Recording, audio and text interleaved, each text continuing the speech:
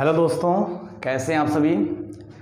दोस्तों, मैं स्वागत करता हूं आप लोगों का आपके अपने बहुत ही बेहतरीन यूट्यूब चैनल जिसका नाम है EX3D। दोस्तों, आज मैं आप लोगों के बीच एक बहुत ही ज़बरदस्त क्लास की शुरुआत कर रहा हूं जिसका नाम है प्रेजेंट परफेक्ट टेंस। ध्यान रखिएगा दोस्तों, इसके पहले हमने आपको पढ़ाया था present indefinite tense, present continuous tense. दोस्तों, आज उसी का थर्ड पार्ट आपका शुरू हो रहा है जिसका नाम है प्रेजेंट परफेक्ट टेंस। ध्यान रखिएगा, प्रेजेंट परफेक्ट टेंस की पहचान होती है चुका है, चुकी है, चुके हैं एवं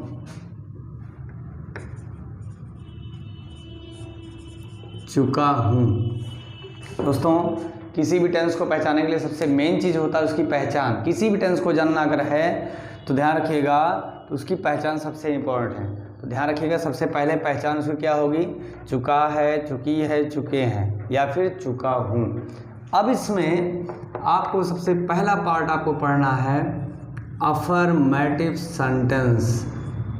अफर्मेटिव सेंटेंस का मतलब होता है कि सकारात्मक वाक्य, सकारात्मक वाक्य।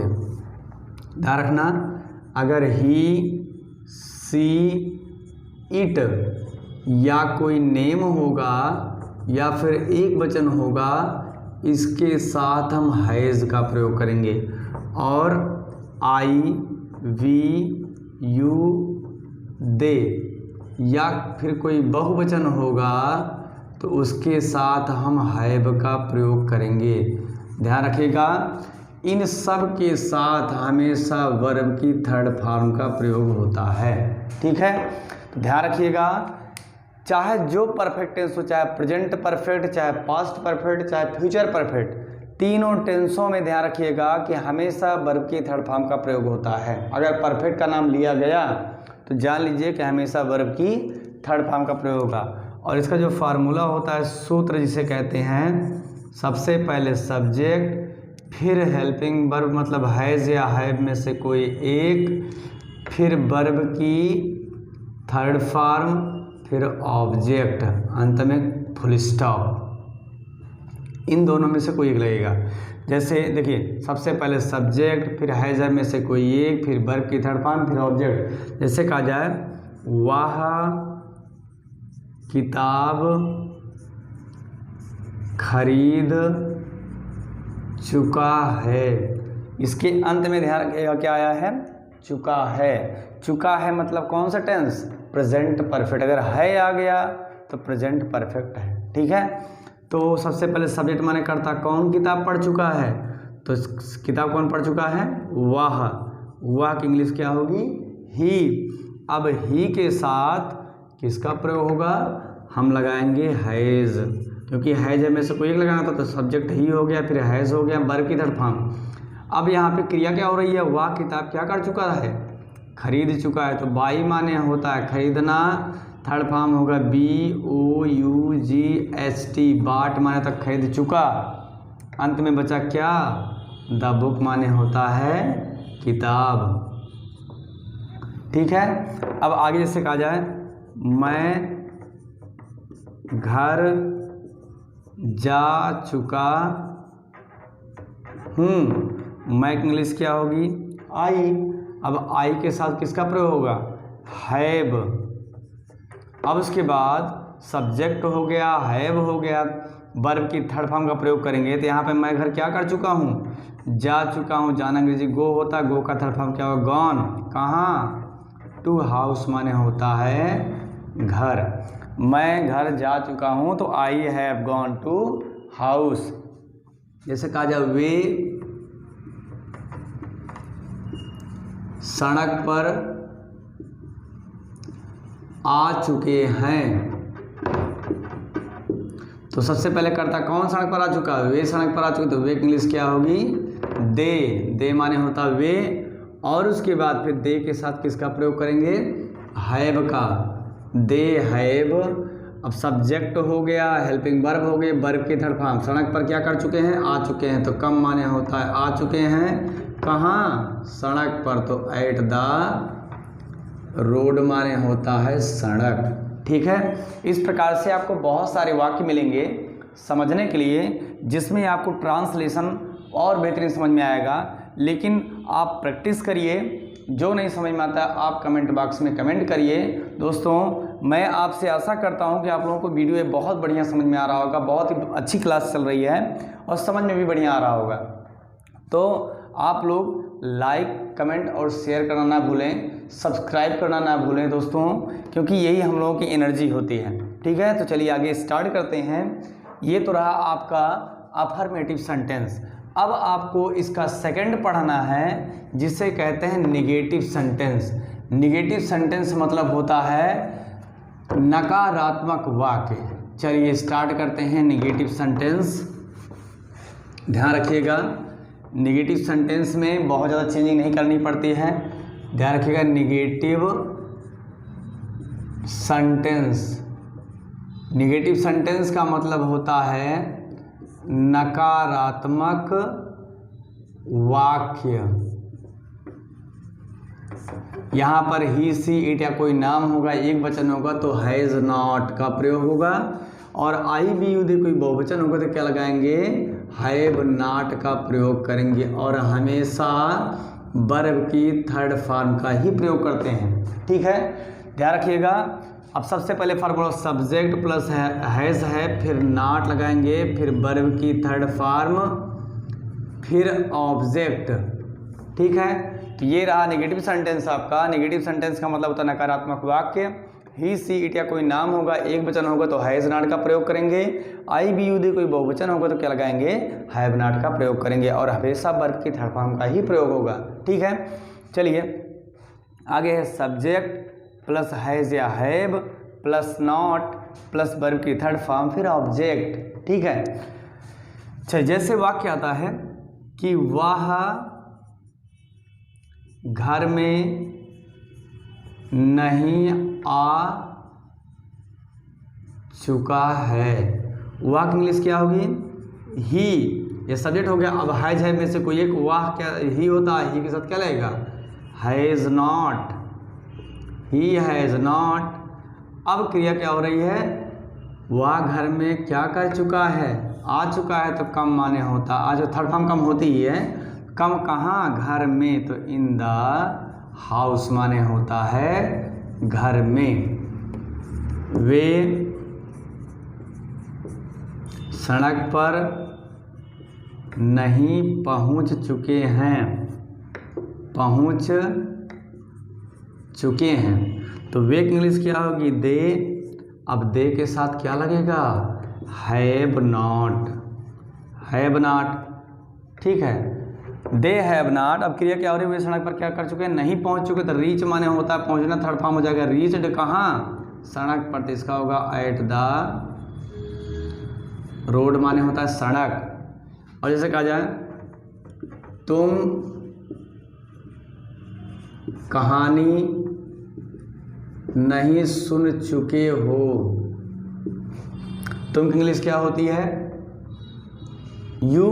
अब यू के साथ क्या लगेगा, हैव नॉट। अब यहाँ पे यू हैव नॉट और क्रिया क्या हो रही, तुम कहानी क्या कर चुके, नहीं सुन चुके, तो हियर माने होता है सुनना, ईडी लगा देंगे तो हो जाएगा हियर्ड द स्टोरी माने होता है कहानी।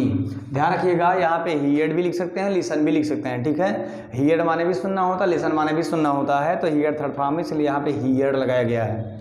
इस प्रकार से आपको निगेटिव सेंटेंस में बहुत सारे वाक्य मिलेंगे जो कि बहुत अच्छे अच्छे वाक्य होंगे, और अगर आप करोगे, ध्यान से समझोगे, मेन चीज़ आपका ये है।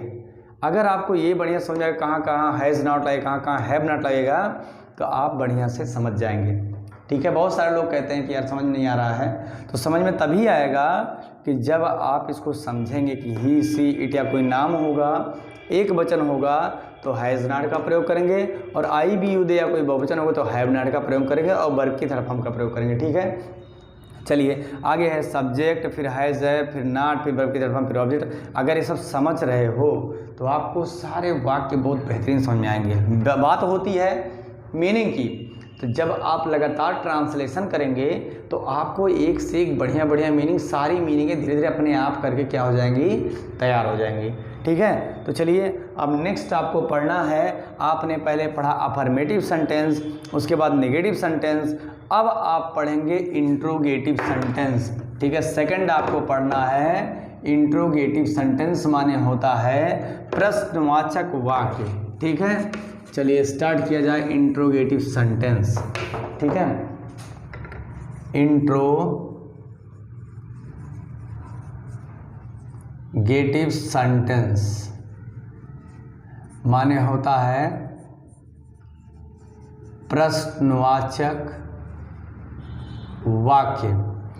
ध्यान रखिएगा, इसमें सेम वही प्रक्रिया ही सीट या कोई नाम होगा, एक वचन होगा तो हैज का प्रयोग करेंगे, आई बी यू दे कोई बहुवचन होगा तो हैव का प्रयोग करेंगे, और हमेशा वर्ब की कौन सी फॉर्म, थर्ड फॉर्म। इसका जो फार्मूला थोड़ा सा डिफरेंट होता है, सबसे पहले क्वेश्चन वर्ड, फिर हैज या हैव, इन दोनों में से कोई एक, फिर वर्ब सब्जेक्ट प्लस वर्ब की थर्ड फॉर्म, फिर ऑब्जेक्ट, अंत में क्वेश्चन मार्क। ठीक है, ध्यान रखिएगा इसको, पहले क्वेश्चन वर्ड, फिर हैज है, फिर सब्जेक्ट, फिर वर्ब की थर्ड फॉर्म, फिर ऑब्जेक्ट। ठीक है, इंट्रोगेटिव में सारे वाक्य में प्रश्न पूछा जाता है। ठीक है, तो कभी कभी क्या आता है कि इसे जब भी वाक्य में क्वेश्चन वर्ड आएगा उसकी शुरुआत हम यहाँ से करेंगे, लेकिन वाक्य में सबसे पहले क्वेश्चन वर्ड आएगा उसकी शुरुआत हम यहाँ से करेंगे, लेकिन वाक्य के बीच में क्वेश्चन वर्ड आता है तो वहाँ पे सबसे पहले क्वेश्चन वर्ड से शुरू करेंगे। समझ में आ रहा ना?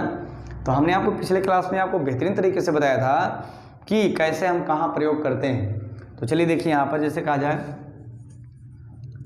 क्या वह खेल चुका है, तो ध्यान रखिएगा सबसे पहले वाक्य में क्वेश्चन वर्ड क्या आया, तो क्या की मीनिंग तो होती है व्हाट, लेकिन हम यहाँ पर व्हाट का प्रयोग नहीं करेंगे। तो ध्यान रखिएगा यहाँ पे क्या की अंग्रेजी व्हाट नहीं लगाएंगे, इसकी शुरुआत हम हेल्पिंग वर्ब से करेंगे। जब भी वाक्य में सबसे पहले क्या आएगा उसकी शुरुआत हम हेल्पिंग वर्ब से करेंगे, क्योंकि देखिएगा दोस्तों कि क्वेश्चन आपका दो प्रकार से होता है।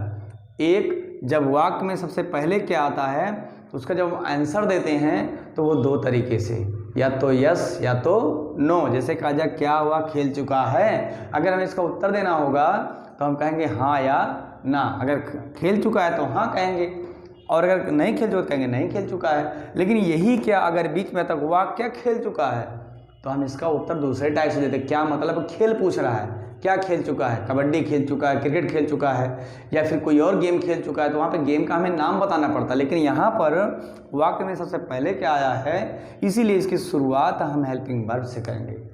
आ रहा समझ में? अगर समझ में आ रहा होगा तो लाइक शेयर करना ना भूलिएगा दोस्तों। ध्यान रखिएगा, क्या वह खेल चुका है, तो क्या वाक्य में सबसे पहले, इसलिए इसकी शुरुआत हम हेल्पिंग वर्ब से करेंगे। तो वाक्य इंग्लिश ही होती ही के साथ क्या लगता है हैज, तो यहाँ पे सबसे पहले हैज लगाएंगे, इसका अर्थ हो गया क्या। वाक्य इंग्लिश ही, प्ले माने होता है खेलना, लास्ट में इस थर्ड फॉर्म का प्रयोग कर देंगे, हैज ही प्लेड, क्या वह खेल चुका है। और जैसे कहा जाए क्या वे लिख चुके हैं, क्या वे लिख चुके हैं। देखिएगा वे की अंग्रेजी क्या होती है दे, और वाक्य में सबसे पहले क्या आया है इसकी शुरुआत अभी हम कहाँ से करेंगे, वे की अंग्रेजी दे होती है। देख सकते क्या लगते हैं हैव लगाते हैं, तो हैव लगाइए यहाँ पे, हैव दे राइट का थर्ड फॉर्म क्या जगह रिटन, हैव दे रिटन। वाक्य में सबसे पहले क्या आएगा उसकी शुरुआत हम हेल्पिंग वर्ब से करेंगे। लेकिन अगर आ जाए वे कहाँ जा चुके हैं, अब वाक्य के बीच में क्वेश्चन वर्ड आ गया। जैसा कि आपने पिछले क्लास में पढ़ा था कि अगर वाक्य के बीच में क्वेश्चन वर्ड आएगा तो उसकी शुरुआत हम कहाँ से करेंगे, इसकी मीनिंग से करेंगे। तो सबसे पहले क्वेश्चन वर्ड का प्रयोग कैसे करेंगे, कहाँ माने होता है वेयर, ये हो गया आपका क्वेश्चन वर्ड। फिर हैज में से कोई एक वे अंग्रेजी दे होती है, देख सब क्या लिखते हैं हैव, यहाँ पे हैव लिखिए। अब दे सब्जेक्ट हो गया दे, और जाना अंग्रेजी गो होता है, गो का थर्ड फॉर्म क्या हो जाएगा gone, where have they gone. तुम कब देख चुके हो। अब वाक्य के बीच में कब आ गया, कब की मीनिंग सबसे पहले लिखेंगे व्हेन माने कब, ये व्हेन क्वेश्चन वर्ड हो गया। फिर हैज में से कोई एक, यहाँ हैव लगाएंगे क्योंकि तुम की अंग्रेजी यू होती है, यू के साथ हैव लगता है इसलिए हैव लगा। अब देखिए क्वेश्चन वर्ड हो गया, हेल्पिंग वर्ब हो गई, फिर सब्जेक्ट माने करता कौन देख चुका है, तुम देख चुके हो, तुम की इंग्लिश क्या होगी यू। अब इसके बाद वर्ब की थर्ड फॉर्म क्या कर चुके हो, देख चुके हो। लुक माने होता देखना तो लुक्ड हो जाएगा। इस प्रकार से आपको बहुत सारे वाक्य मिलेंगे और एक से एक अच्छे अच्छे वाक्य मिलेंगे। अगर आप इस नियम को अच्छे तरीके से अगर समझ पाए हो तो आपको आगे बहुत ही बेहतरीन समझ में आएगा।